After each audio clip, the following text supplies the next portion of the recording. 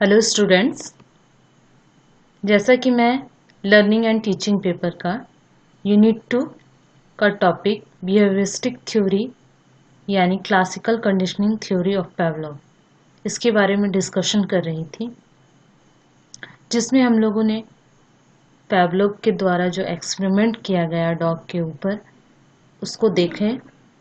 आज मैं इसी टॉपिक को कंटिन्यू करूँगी और शिक्षा में क्या महत्व है इस थ्योरी का, यानी कि पावलोव के शास्त्रीय अनुबंधन सिद्धांत का शिक्षा में क्या महत्व है, उसको आज हम लोग डिस्कस करेंगे। तो चलिए आज इस टॉपिक का थर्ड पार्ट स्टार्ट करते हैं।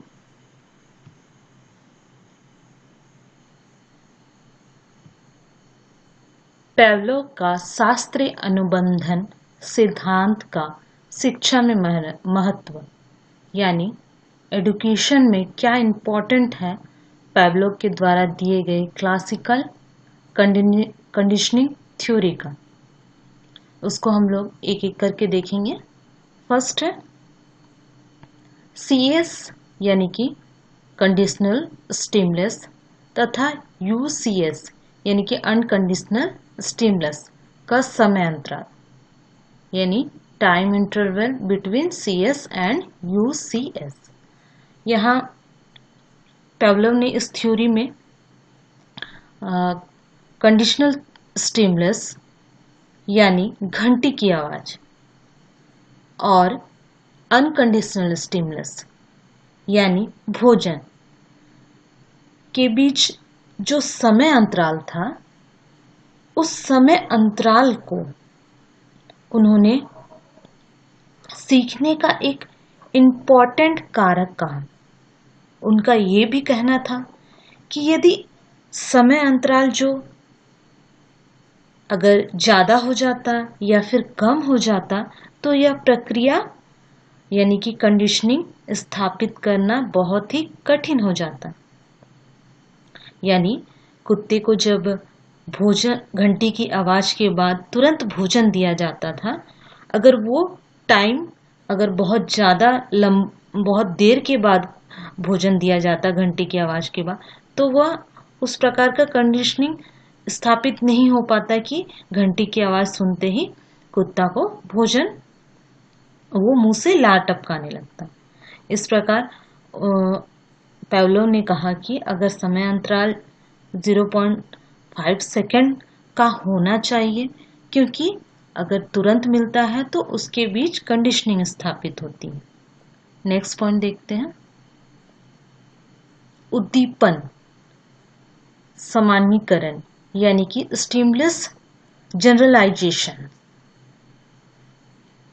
यहाँ क्लासिकल कंडीशनिंग कॉन्सेप्ट जो है, जो पावलोव ने दिया है, वो जनरलाइजेशन के लिए यानी कि सामान्यीकरण के लिए बहुत ही महत्वपूर्ण है।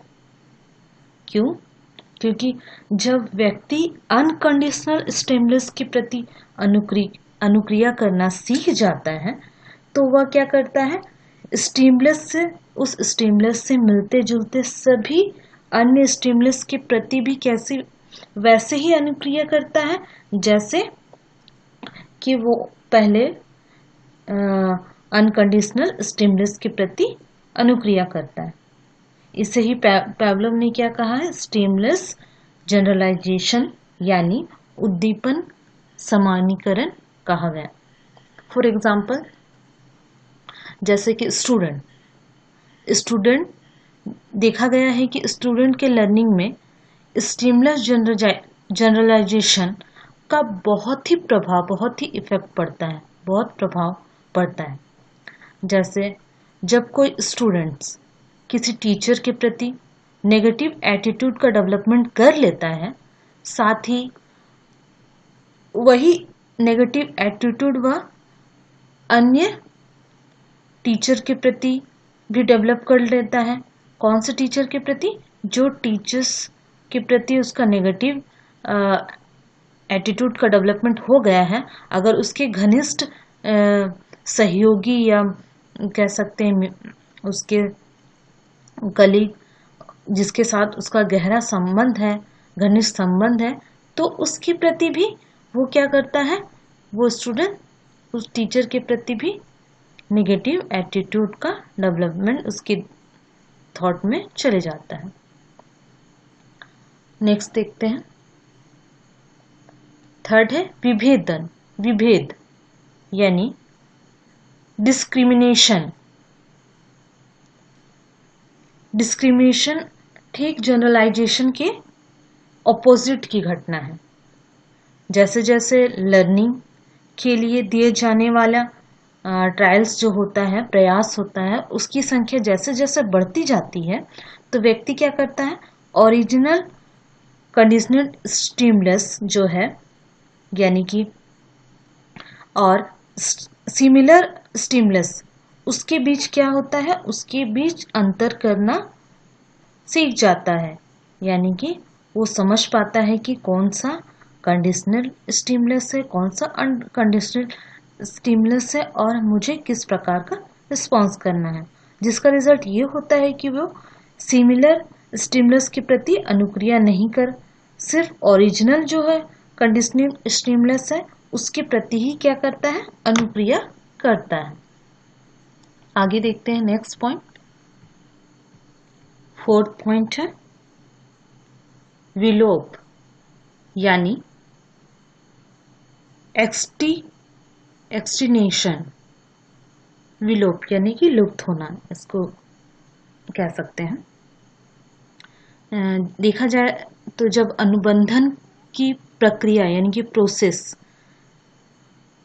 प्रक्रिया होती है, यानी कि कंडीशनिंग स्टिमुलस से, घंटी की आवाज से जब कुत्ता क्या करता है, अनकंडीशनल रिस्पॉन्स देने लगता है, लेकिन बाद में क्या होता है, जब अनकंडीशनल रिस्पॉन्स नहीं मिलता है, उसे स्टिमुलस नहीं मिलता है, अनकंडीशनल स्टिमुलस यानी कि भोजन, घंटी की आवाज के बाद तुरंत भोजन नहीं मिलता है, तो क्या होता है, बार बार यह क्रिया दोहराई जाती है, तो उसे समझ में ये आ जाता है कि अब तो मुझे भोजन घंटी की आवाज के बाद भी नहीं मिलेगा।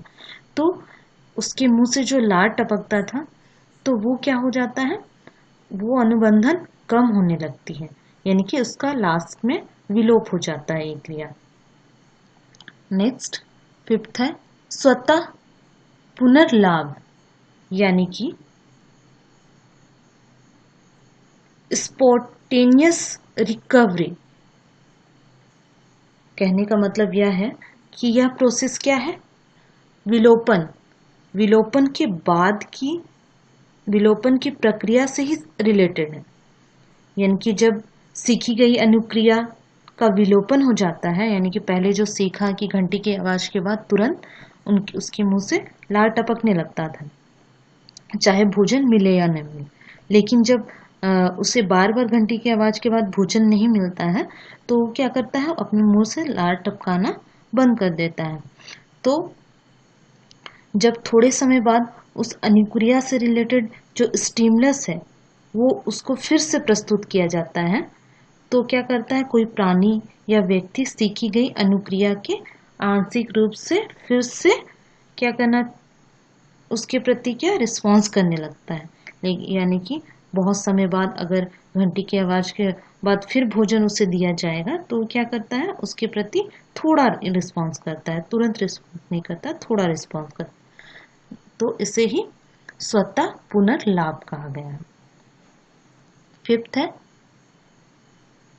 पुनर्बलन यानी कि रीइंफोर्समेंट।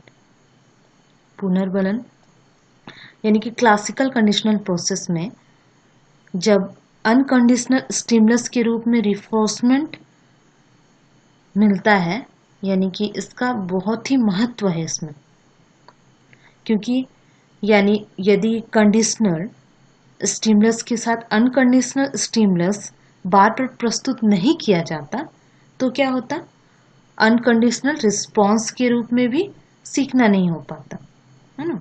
यानी कि कंडीशनल स्टिमुलस के साथ अनकंडीशनल स्टिमुलस को भी बार बार प्रस्तुत किया जाना बहुत ही जरूरी होता है, तभी क्या कर होगा, लर्निंग होगा, तभी वो सीख पाएगा, यानी कि अनकंडीशनल रिस्पॉन्स दे पाएगा।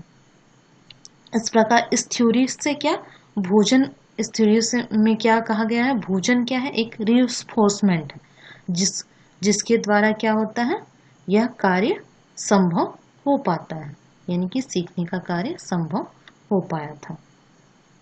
इस प्रकार आज हमने पैब्लो के द्वारा दिए गए थ्योरी यानी कि शिक्षा के क्षेत्र में पैब्लो की थ्योरी का क्या महत्व है, इससे कैसे स्टूडेंट सीख पाएंगे, उसे देखा। Okay, thank you.